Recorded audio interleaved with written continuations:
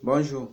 Aujourd'hui, nous allons parler du bac littéraire qui est une série qui offre les atouts pour réussir à l'université dans les matières littéraires. Ok. Nous allons parler ainsi des possibilités d'études, donc des pistes d'études avec un bac littéraire à l'université, soit avec un DUT ou un BTS, aussi dans les écoles préparatoires et enfin dans les grandes écoles. Bon, nous allons commencer par l'université. En fait, les deux tiers des bacheliers littéraires choisissent l'université, s'inscrivent d'abord à un programme de licence qui dure 3 ans et ensuite se spécialisent pour un master de 2 ans.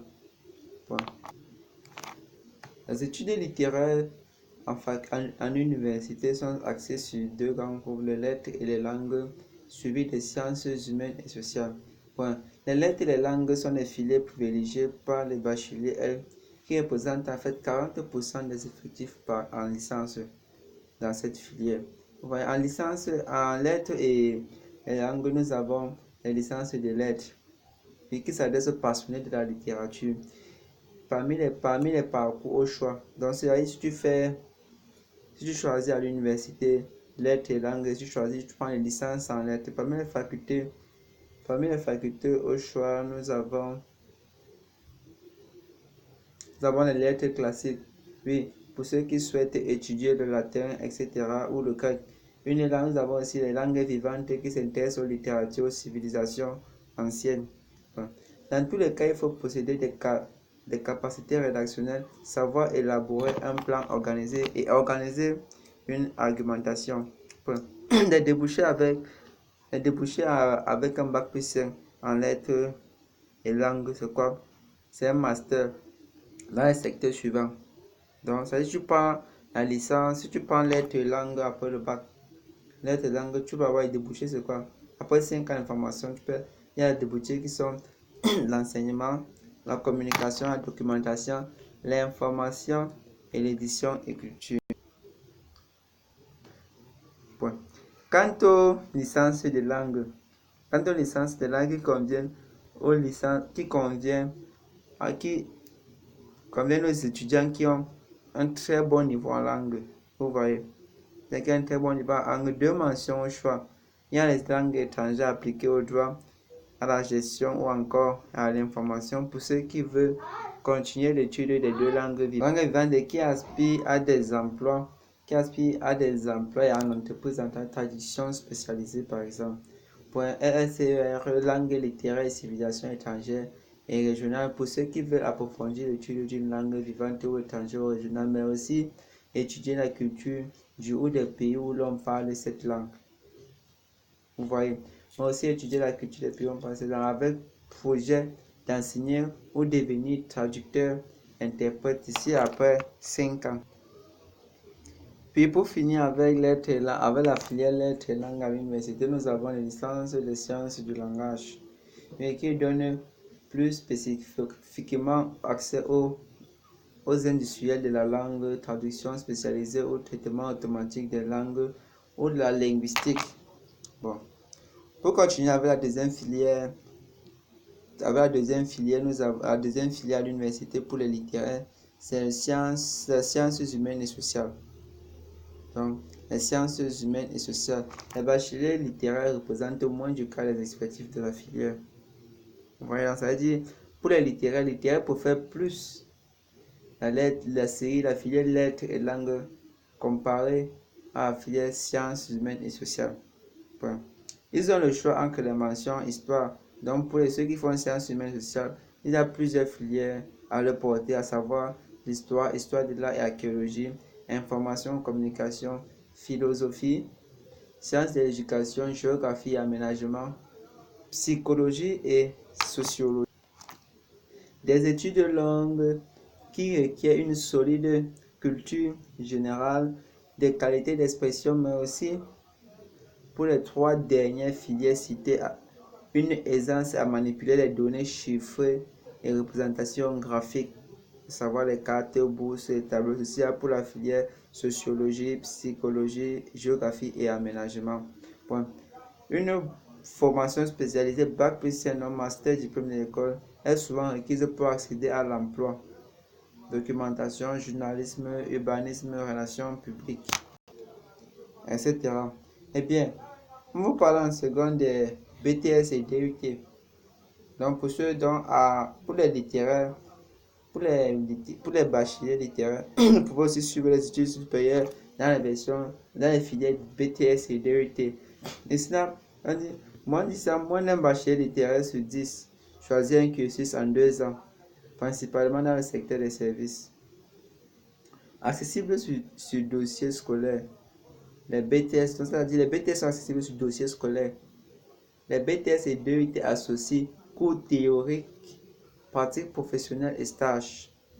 Ça veut dire si tu choisis ton BTS ou ton DUT, après le bac, tu vas faire 2 ans d'études dans lesquelles tu vas faire études pratiques, théoriques et stages. Les diplômés peuvent entrer dans la vie active ou continuer les études principalement en licence professionnelle.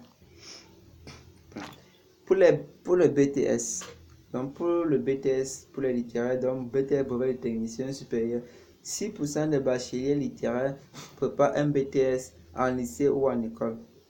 Donc, les spécialités les plus adaptées sont, c'est-à-dire si tu fais BTS, les spécialités les plus adaptées pour les littéraires sont assurance, communication, notariat, support à l'action managériale et tourisme.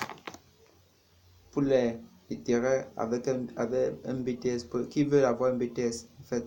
Et pour les diplômes universitaires de technologie, donc les DUT, moins de 2% des bacheliers littéraires s'inscrivent dans un IUT, c'est-à-dire un institut universitaire de technologie. Les spécialités à privilégier en DUT en tant que bachelier littéraire sont les carrières juridiques, carrières sociales, informations et communication. Quant aux écoles après le bac littéraire, nous savons que plus de 8% des bacheliers s'inscrivent en école spécialisée pour préparer en 3-5 ans un diplôme professionnel ou un diplôme d'état dans le domaine artistique, paramédical, social, juridique ou commercial, accès sur concours ou sur dossier. Quant aux écoles de santé et du social, les écoles du social préparent en 3 ans au diplôme d'État, ODE, souvent nécessaire pour exercer comme assistant social ou éducateur pour les jeunes enfants avec accès sélectif. Quant aux écoles paramédicales qui préparent en 3 ans au diplôme d'État ou en 3 à 5 ans au certificat de capacité obligatoire pour exercer. Si la plupart des cursus privilégient les profils scientifiques, certains comme infirmiers ou orthophonistes accueillent les littéraires. Ceci se fait aussi avec accès sélectif. Quant aux écoles des arts et architecture, la plupart des écoles supérieures d'art et de design, donc 3 à 5 ans d'études publiques ou privées, recrutent sur concours ou sur études ou entretien. Les bacheliers littéraires sont à tenter leur chance. Certains optent pour une année préparatoire artistique avant de se présenter à l'entrée des écoles les plus sélectives. Quant aux écoles d'architecture qui forment en 5 ans, qui recrutent sur dossier et sur entretien, exigent un solide niveau en mathématiques pour les littéraires qui veulent suivre des écoles d'architecture. Bon. Quant aux écoles de traduction et interprétation, peu nombreuses et les écoles spécialisées proposent un cursus de 3 à 5 ans. Parfois, un niveau de bac plus 3. Une licence pour pouvoir accéder à ces écoles-là.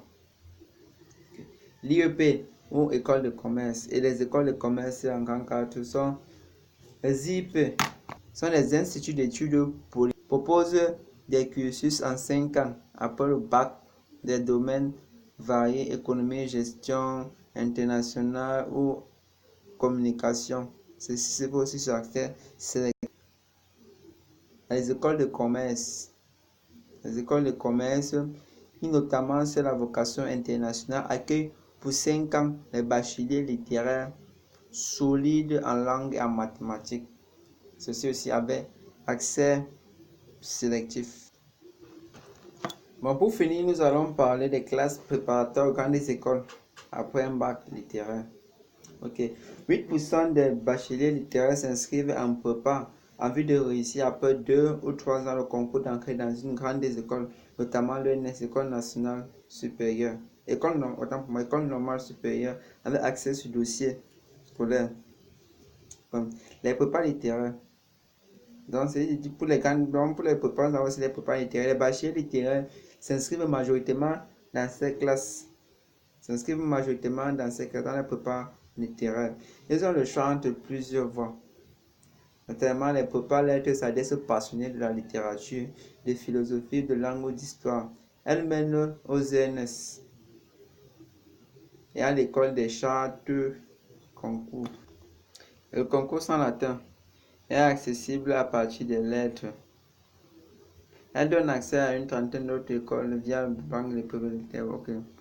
Nous avons aussi les prépas en LSS. Prépas dans lettres et sciences sociales. Dans les prépas en lettres et sciences sociales, ils sont destinés aux littéraires intéressés par l'histoire contemporaine, par la sociologie et l'économie. Ceux qui sont bons en maths peuvent tenter leurs chances. En ligne de mire, nous avons les ENS et les écoles de statistiques telles que l'ENSEE, l'ENSAI. Elles donnent accès à près de 10 autres écoles via la banque LSS dans lettres et sciences économiques et sociales. Il y a aussi les prépas chartes adeptes passionnés d'histoire souhaitant devenir conservateurs ou archivistes pédagogues. Okay. Nous avons aussi les prépas économiques. Les bacheliers littéraires sont rares et à s'y inscrire. Les plus matheux peuvent opter pour l'option économie des prépas économiques et commerciales en vue d'une école de commerce, en vue d'intégrer une école de commerce. Autre possibilité, les prépas D qui mènent à l'ENS. Ouais. Ok. Après avoir présenté les pistes d'études pour les littéraires, les pistes d'études post-universitaires pour les littéraires, nous allons vous parler du... En fait, c'est pour vous dire, en fait, cette vidéo a été condensée à un petit document. Que vous trouvez vous devez trouver le lien de téléchargement dans la description de la vidéo. Ok. N'oubliez surtout pas de vous inscrire, liker et partager la vidéo. Ok, ciao, nous vous aimons.